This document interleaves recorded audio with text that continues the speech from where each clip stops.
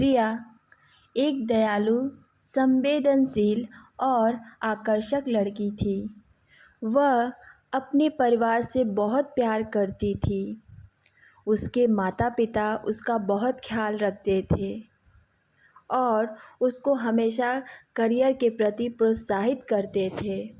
रिया को एडवेंचर बहुत पसंद था और उसके जीवन में बहुत सारी महत्वाकांक्षाएं थीं। रिया को स्टोरी लिखने का बहुत शौक था। वह जब भी फ्री होती थी तो कुछ न कुछ स्टोरी लिखती थी। वह घरेलू हिंसा और भी बहुत सी टॉपिक पर स्टोरी लिखती थी। वो आसपास की चीज़ों को ऑब्ज़र्व करती थी और उन पर कोई ना कोई लेख लिखती थी। रिया पीएचडी करना चाहती थी, लेकिन उसकी शादी 26 साल की उम्र में हो गई। उसकी शादी अपूर्व से तमिलनाडु के एक छोटे से शहर में हुई थी। रिया की अरेंज मैरिज हुई थी। वह अपनी शादी में बहुत ही सुंदर लग रही थी। खूबसूरत लहंगे में बहुत ही मनमोहक लग रही थी। शादी में आए हुए सारे मेहमान की आंखें उस पर ही टिकी हुई थी। अपूर्व मुंबई में एक आईटी कंपनी में मार्केटिंग डिपार्टमेंट में था।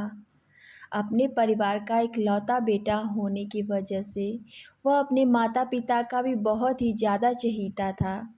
उसकी हर बात मानी जाती थी। वह एक अहंकारी पुरुष था। वह पैसे और प्रसिद्धि के आधार पर लोगों को महत्व देता था। शादी के बाद रिया अपने हस्बैंड के पास मुंबई शिफ्ट हो गई थी।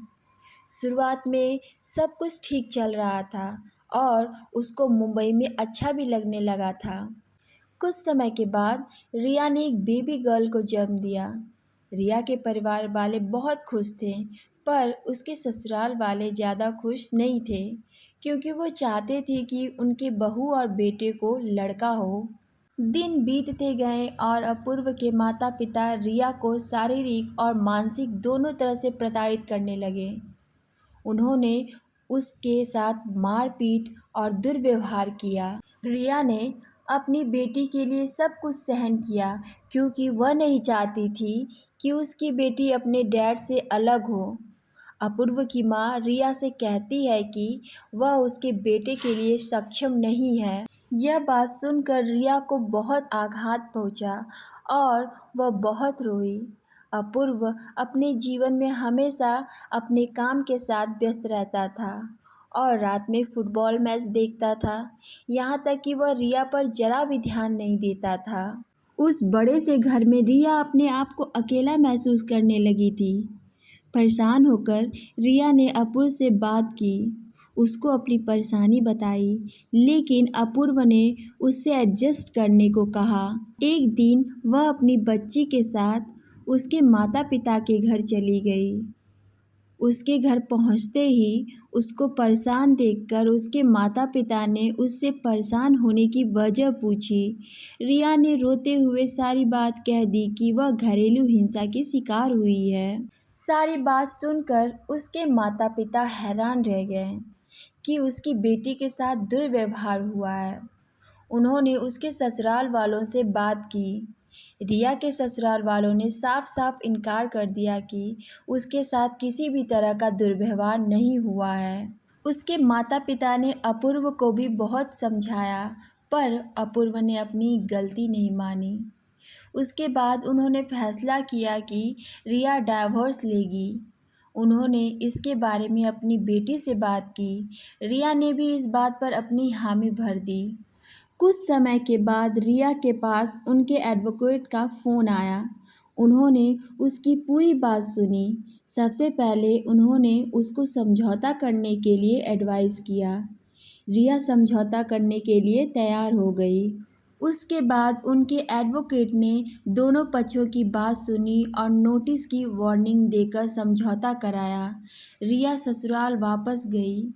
उसके ससुराल वाले ने उससे बोलना बंद कर दिया था। कोई उससे बात नहीं करता था। कुछ दिन तो रिया ने ये सब बर्दाश्त किया, पर जब ये बात उसकी बर्दाश्त से बाहर हो गई, तब उसने अपने एडवोकेट को फ़ोन किया और फ़ोन पे कंसल्टेशन किया और उनके लॉयर ने उनको डाइवोर्स का सही तरीका बताया। डाइवोर्स मिलने के बाद उसने अपने ससुराल वालों को सबक सिखाने के लिए उन पर घरेलू हिंसा का भी केस किया। अब वह अपनी बेटी के साथ माता पिता के घर रह रही है। उसके माता पिता उसे हमेशा लेखक बनने के लिए समर्थन और प्रोत्साहित करते थे और वह आखिरकार एक लेखक बन ही गई। वह अपनी बच्ची की सभी ज़रूरतों को पूरा करने के लिए कड़ी मेहनत कर रही है।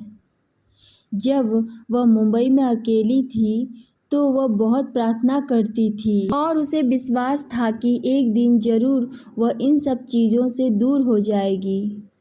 रिया अपनी बेटी के सहारे ज़िंदगी जी रही है और उसे उम्मीद है कि भविष्य में उसकी बेटी उसका देखभाल करेगी, उसका सहारा बनेगी। सो हेलो गाइस, आप लोगों को ये स्टोरी कैसी लगी? अगर अच्छी लगी हो तो प्लीज़ मेरे चैनल को सब्सक्राइब एंड सपोर्ट करिएगा। सो मिलते हैं नेक्स्ट वीडियो में। Thanks for watching.